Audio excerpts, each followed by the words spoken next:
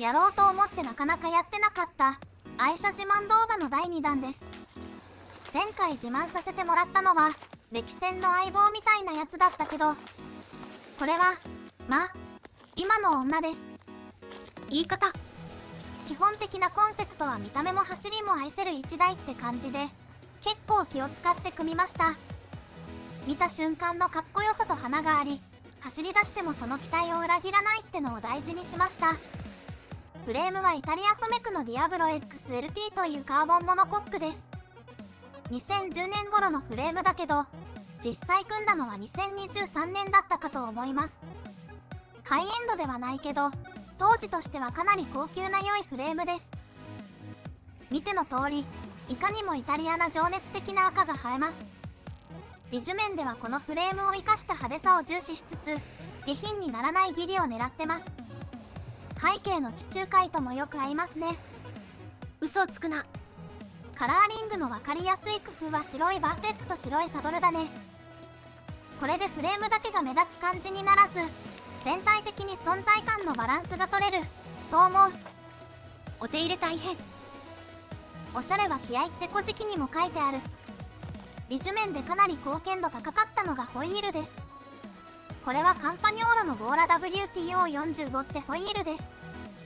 高級だからかっこいいとか、変速周りとブランドが統一されているのが良いって話じゃなくて、今時珍しい光沢仕上げなのがいい仕事してます。実は最初は DT スイスの似たようなステックのホイールを履いてたんだけど、その時のビジュは正直納得いってなかったです。いろいろあって DT スイスが使えなくなったから、思い切ってこれに交換したわけだけど、少なくともビジュ面では大正解でした。大して変わらんぞ。DT スイスは最近主流の艶消し仕上げで、最近のフレームのカラーリングならその方が合わせやすいんだろうけど、この派手なフレームにはツヤツヤなホイールの存在感が必要でした。メカ周りについては、このフレームありきで組んでいるので、買い越し着じゃないけど必然的にリムブレーキプラス機械式シフトです。またカンパニョーロか。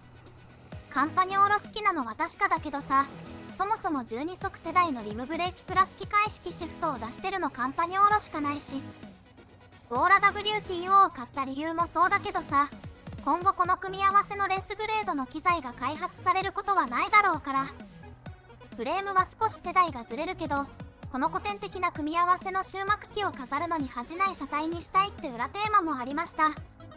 今んところほとんど見た目の話しかしてないわね。普段理屈っぽくやってるとね、明確な根拠のないことは軽々しく言えなくなるんだよ。病気よ病気。美観については主観が正しいからね、いくらでも言えます。それにこう見えて乗り物選びの最重要要素は見た目って主義です。でもちゃんと組んでるからちゃんと走りますよ。ポジションもギア比も自分に合わせてしっかりセッティングしてあるし、タイヤも GT5000 のチューブレスレディで妥協なしです。